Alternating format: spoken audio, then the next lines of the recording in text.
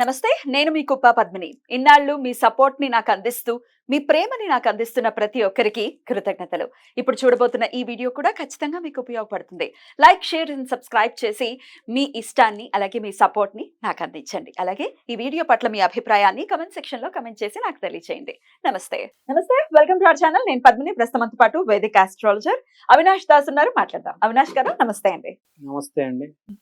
అవినాష్ గారు, యాచన అనేది ప్రతి ఒక్కరి జీవితంలో ఖచ్చితంగా ఉంటుంది.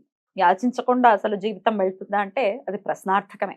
గృహస్థాశ్రమంలో ఉన్న వాళ్ళకి కానీ అసలు యాచన అనేది ఉంటుంది. అయితే ప్రత్యేకించి యాచకులు ఎవరైతే ఉన్నారో అంటే అర్థం అవ్వచ్చు కొంతమందికి, చాలా మందికి అర్థమవుతుంది. అర్థం కాని వాళ్ళు ఎవరైతే గుడి దగ్గర ఉండేటటువంటి అడుక్కునే వాళ్ళు ఎవరైతే ఉంటారో, లేకపోతే అసలు ఫిజికలీ హ్యాండిక్యాప్డ్ ఉన్న వాళ్ళు కూడా కొంతమంది యాచన చేస్తూ ఉంటారు. అయితే ఈ యాచకులకి మనం డొనేట్ చేసేది అసలు ఎట్లాంటి ఫలితాలను ఇస్తుంది? చాలా మంది వాళ్ళని చీదరించుకుంటూ ఉంటారు.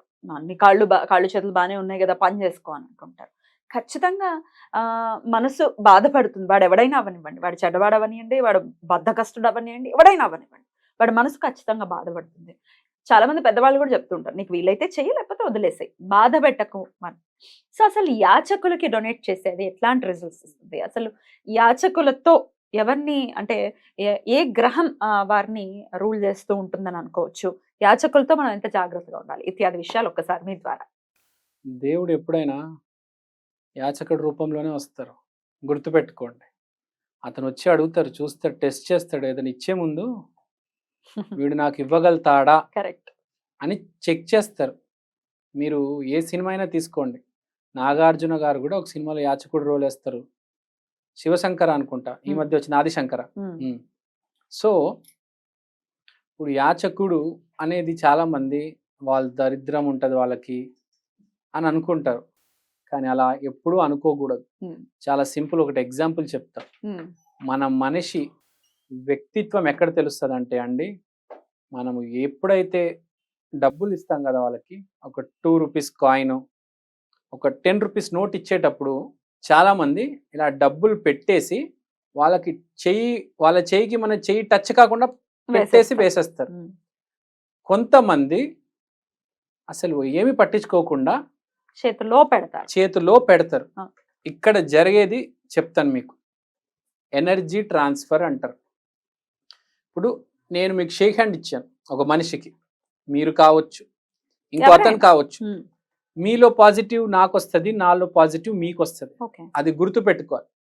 యాచకులకి దానం చేసేటప్పుడు మనం చెయ్యి వాళ్ళకి తగిలితే మహా అదృష్టం, అష్టైశ్వర్యం. ఎందుకంటే ఏమీ కష్టపడకుండా డబ్బులు సంపాదిస్తుంది యాచకులు. ఇది చాలా ఇంపార్టెంట్ పాయింట్. కాబట్టి మీరు చూడండి, top business man, top magnets. ఇప్పుడు అడుక్కోవడం కష్టం కాదనా మీ ఉద్దేశం? అడుక్కోవడం కష్టం కాదు. అడుక్కోవడం ఫ్రాంక్ గా చెప్పాలంటే చాలా ఈజీ. ఏం చేస్తారండి వాళ్ళు? గుడి బయట కూర్చొని ఇన్ని మాటలు పడుతూ ఉంటారు కదా, పాపం మనసుకి ఖచ్చితంగా బాధ అనిపిస్తుంది కదా. నేను మనస్సు గురించి మాట్లాడట్లేదండి, శరీరం గురించి. ద ఫిజికల్ కాయ కష్టం ఏమీ లేదు. ఇప్పుడు నేను ఒక మనిషికి హ్యాండ్ షేక్ ఇచ్చేటప్పుడు ఎనర్జీస్ ఎక్స్చేంజ్ అయినట్టు అతనికి కూడా నేను డొనేషన్ ఇచ్చేటప్పుడు వాళ్ళ హ్యాండ్ టచ్ అవుతుంది. అదొక్కటే ప్రొఫెషన్ అండి. ఇప్పుడు మీరు చూడండి, డబ్బు గల వాళ్ళు ఎక్కువ శాతం వాళ్ళు చేయి వాళ్ళకి టచ్ అవుతూ ఉంటది, పేదవాళ్ళకి. ఎందుకంటే డబ్బు గల బిజినెస్ మ్యాగ్నెట్స్ ఏమి చేయరు. 10 మంది 100 మంది వర్కర్స్ ఉంటారు, పని నడుస్తూ ఉంటది, బ్యాంక్ లో డబ్బులు వచ్చి పడుతూ ఉంటాయి.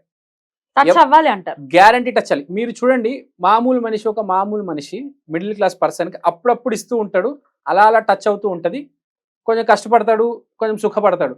కానీ బిజినెస్ పీపుల్ డొనేషన్ ఇస్తూనే ఉంటారు. రైస్ అని, ఫుడ్ అని, బ్లాంకెట్స్ అని, వందల వేలు ఒక్కసారి కాదు. మీరు చూడండి, లైన్ లో నుంచోపట్టి జమీందారులు అయితే లైన్ లో నుంచిపోయి ఒకటి చీర, బ్లాంకెట్ ఇస్తూ ఉంటారు. ఇక్కడే మీకు తెలుస్తుంది యాచకుడు చెయ్యి అనేది మహా అదృష్టం ఉంటదండి వాళ్ళ చేతిలో. వాళ్ళకి పని చేయదు, మనకు పని చేస్తుంది. అది గుర్తుపెట్టుకోవాలి. దేవుడు చెక్ చేస్తాడు వీడు ఎలా అంటాడు అని మనిషిని. నువ్వు టచ్ చేయకుండా ఇచ్చావా, నీ లైఫ్ లో స్ట్రెస్ ఉంటుంది. మీరు చూడండి, ఎవరైతే అలా స్ట్రెస్ ఉంటుంది, వాడికి ముందే మైండ్ లో ఏదో ఆలోచన ఉంది అంటే వాడు మైండ్ కరప్టెడ్, నెగిటివ్ మైండ్ అంటే వాడికి ముందే స్ట్రెస్ ఉంది. అసలు ఎవరైతే ఏం ఆలోచించుకుంటే ఇట్లా ఇచ్చేసుకుంటూ పోతాడో ఆడ చాలా స్ట్రెస్ ఫ్రీగా, రిలీఫ్ గా ఉంటాడు. యాచకుడు చెయ్యి అనేది మహా అదృష్టం, వాడు మహర్జాత కూడా అయిపోతాడు. ఎవరైతే యాచకుడిని రెస్పెక్ట్ చేసి, రెస్పెక్ట్ డెఫినెట్ గా చేయాలి ఎవరినైనా. రెస్పెక్ట్ కంపల్సరీ చేయాలండి యాచకుడు. correct. యాచకుడు వచ్చే జన్మలో మల్టీ మిలియనియర్ అవ్వచ్చు. అవ్వచ్చు. ఈ ఏదో జన్మ ప్రారబ్ధం చేత వాళ్ళు అలాగా ఏదైనా యాచనలో ఉండుండొచ్చు కానీ కరెక్ట్ మీరు చెప్పింది 100%. మనకు తెలీదు ఎవరు ఏ శిక్ష అనుభవిస్తున్నారు, నెక్స్ట్ జన్మ వాళ్ళది ఎలా ఉంటుందో తెలీదు మనకు. కరెక్ట్. చూస్తుంటాం కొంతమంది సడన్ గా జీవితం సడన్ గా హీరో అయిపోతారు, తెలీదు ముందు చాలా పేదరికంలో ఉంటారు. మోస్ట్ ఇంపార్టెంట్ ఏంటంటే మనిషిని మనిషిలాగా చూడాలి. యాచకులకైతే చాలా రెస్పెక్ట్ ఇవ్వాలి. ఎందుకంటే ఎవడైతే ఎంతో కొంత బాధలో ఉన్నారు, వాళ్ళు మానసికంగా బాధలో ఉన్నారు, డెఫినెట్ మనం వాళ్ళకి హెల్ప్ చేయాలి. కానీ వాళ్ళలో దరిద్రం ఉందని చెప్పేసి పాజిటివ్ గా ఆలోచించాలి, నెగిటివ్ వైపు పోకూడదు. ఆ మాటకొస్తే ఎవరు యాచకులు కాదు, అందరూ యాచకులే. అందరూ ఏదో ఒక సందర్భంలో మనం అడుగుతాం కదా, మనం ఈశ్వరుని అడగట్లా నాకు ఈ కోరిక తీర్చని. ఇది కూడా పాయింటే. సో మనం ఏంటంటే ఎవరికైనా సరే షేక్ హ్యాండ్ ఇవ్వాలి. పెద్ద కులము చిన్న కులము, ఈ మతము ఆ మతం అని కాకుండా అందరికీ షేక్ హ్యాండ్ ఇవ్వాలి. అందరితో బాగా మాట్లాడాలి, పాజిటివ్ గా మాట్లాడాలి. Right. ఎవరిని మనము డిఫరెన్షియేట్ చేసి దూరం పెట్టకూడదండి. Right. అది చాలా డ్యామేజ్ చేస్తుంది. ఫస్ట్ డ్యామేజ్ చేసేది ఏంటంటే మానసికంగా నువ్వు చచ్చిపోతావు. Right. నీకు తోడుంటారు జీవితంలో. నిజంగా బ్యాడ్ దరిద్రం ఎవరికి ఉందంటే తెలుసా అండి, వాడి చుట్టుపక్కల ఎవరికైతే మనుషులు ఉండరో, ఫ్రెండ్స్ ఫ్యామిలీ ఉండదో వాడే అండి అసలైన దరిద్రుడు. అసలైన దరిద్రుడు. డబ్బు కాదు, ఇవన్నీ కాదు, మనిషికి మనిషి లేకపోతే వాడే దరిద్రుడు. 100%. అది ఎక్కడి నుంచి వస్తుంది? నువ్వు వేరే వాళ్ళని దూరం పెడితే నిన్ను దూరం పెడతా. నేను దూరం పెడతాది ప్రకృతి వాళ్ళ నుంచి. కాబట్టి ఎవరిని దూరం చేయకూడదు. నువ్వు ఎంత దగ్గరికి వెళ్తావో అందరికి, ఎవరైనా కావచ్చు, నీకు అంత ప్రజలు నీ దగ్గరకు వస్తారు. ప్రేమ కావచ్చు, మనిషి కావచ్చు, నీ దగ్గరకు వస్తారు.